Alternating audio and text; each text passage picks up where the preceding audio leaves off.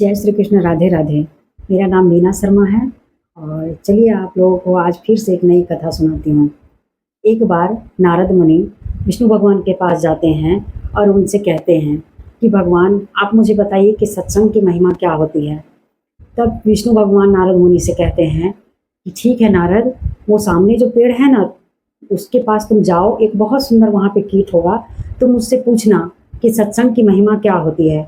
नारद मुनि वहाँ चले जाते हैं और वहाँ सचमुच में एक कीट रहता है और कीट से नारद मुनि पूछते हैं कि सत्संग की महिमा क्या होती है। तो वो कीट ये सुनकर फड़फड़ाकर भूमि पर गिरकर और अपने प्राणों का त्याग कर देता है।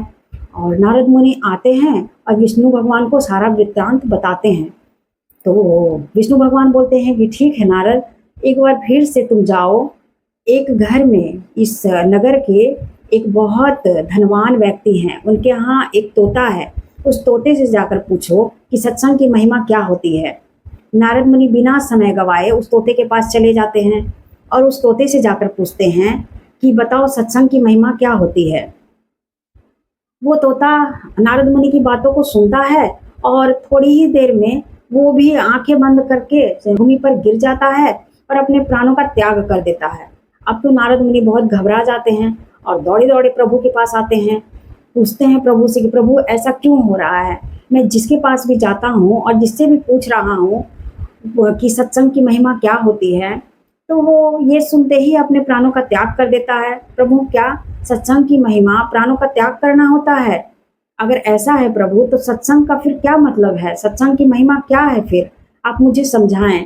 तब फिर से विष्णु भगवान कहते हैं कि ठीक है नारद मुनि, एक बार फिर से तुम मेरे कहने से इस नगर के राजा के पास जाओ। इस नगर के राजा के घर एक नए नए शिशु ने जन्म लिया है, उस शिशु से जाकर तुम पूछना कि सत्संग की महिमा क्या होती है। नारद मुनि कहते हैं कि प्रभु, अगर मैं उस राजा के पास गया और उस शिशु से पूछा कि सत्संग की महिमा क्या होती है, और पहले की ही भांति जैसे सभी कीट और तोते ने अपने प्राणों का त्याग कर दिया है, वैसे ही उस शिशु के प्राण भी चले गए, तो मैं क्या करूंगा? राजा तो मुझे प्राण दंड दे देगा। सो मैं ऐसा नहीं कर सकता हूँ प्रभु। तब विष्णु भगवान कहते हैं कि ठीक है नारद, मैं तुम्हें अभय दान का वरदान देता हूँ और तुम्हें किसी से भी डरने की कोई आवश्यकता नहीं है। तुम जाओ और जाकर राजा से कहो कि मैं आपके पुत्र से मिलना चाहता हूँ। नारद मुनि ये बात सुनकर खुश हो जाते हैं और वहां से चले जाते हैं राजा की नगरी में।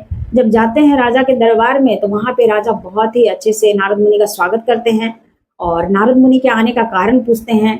तब राजा से नारद मुनि कहते हैं कि महाराज, आपके घर जो शिशु ने जन्म लिया है, मैं उससे मिलना चाहता हूँ।